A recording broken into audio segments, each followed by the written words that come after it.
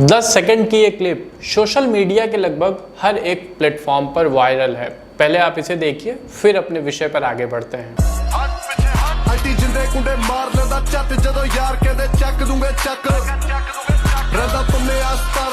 तो देखा साथियों आपने, विदेश मंत्री एस जयशंकर का भौकाल, काला चश्मा लगाकर पाकिस्तान में दंदनाते हुए घूम रहे हैं।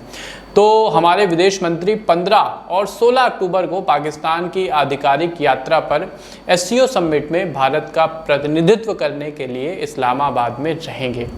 आखिर क्या है एससीओ और इससे भारत को क्या फ़ायदा है, पहले इसके विषय में थोड़ी सी बात कर लेते हैं।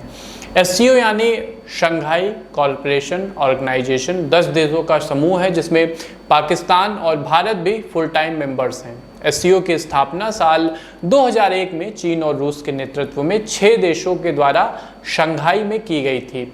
एससीओ करता क्या है, आखिर एससीओ के फंक्शंस क्या हैं? काउंटर टेररिज्म मैकेनिज्म को भी स्थापित करता है जिसमें सदस्य देशों के बीच सूचनाओं और इंटेलिजेंस का आदान प्रदान भी शामिल है।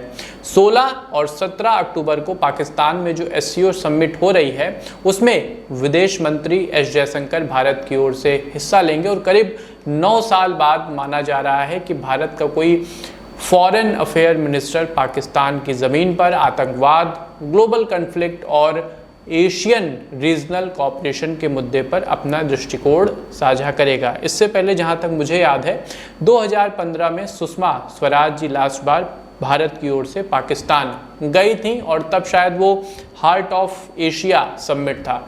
दरअसल ये भारत की दूरगामी नीति का हिस्सा रहा है एससीओ में पार्टिसिपेट करना, जिसमें वो ब्रिक्स और एससीओ के ज़रिए एशिया, अफ्रीका और अरब देशों तक बिना वेस्टर्न इन्फ्लुएंस के अपनी पकड़ को मजबूत कर रहा है। और ख़ास तौर पर अगर एससीओ की हम बात करें तो एससीओ फोरम का हिस्सा बनकर इंडिया न सिर्फ सेंट्रल एशिया के देशों तक अपनी पहुंच को सुनिश्चित करता है बल्कि ये मल्टीपोलर वर्ल्ड ऑर्डर की ओर भी एक कदम आगे बढ़ाता है, क्योंकि इंडिया का विश्वास है कि दुनिया में कोई एक सुपर पावर नहीं होनी चाहिए, 2 सुपर पावर नहीं होनी चाहिए, बल्कि कई छोटे छोटे फोरम्स होने चाहिए जहां अलग अलग देश, मतलब जिनको सुपर पावर कहते हैं, जिनको स्मॉल पावर कहते हैं, अपनी कैपेसिटी के अनुसार एक दूसरे से इंगेज करें। तभी हर एक देश को उसका जो वाजिब हक है, जो उसकी दुनिया में वैल्यू है, उसको सही स्थान मिल पाएगा।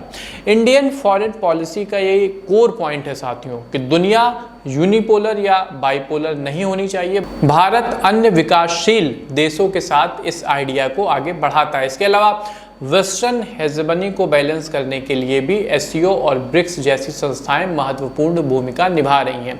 जहां दुनिया की तमाम छोटी बड़ी अर्थव्यवस्था अमेरिका की छत्रछाया से निकलकर अपनी ज़रूरतों के अनुसार इंगेज करती हैं, एससीओ के ज़रिए इंडिया चीन का जो एशिया में एकाधिकार है उसकी उस नीति को भी काउंटर करने का प्रयास करता है, जिससे दुनिया यूएस के पाले से निकलकर आगे आने वाले 10-15 साल में चीन की डिप्लोमेसी की गुलाम पूरी तरीके से न बन जाए। इसके लिए भारत का एससीओ जैसे प्लेटफॉर्म में होना बहुत ज़रूरी है, जहां वो एससीओ में रहकर चीन की जो रणनीति है उसको समझ सके और उसका जो भी एक काउंटर उसका जवाब है वो दे सके। इसके अलावा एससीओ में रहते हुए भारत रूस से भी अच्छी तरह इंगेज करता है।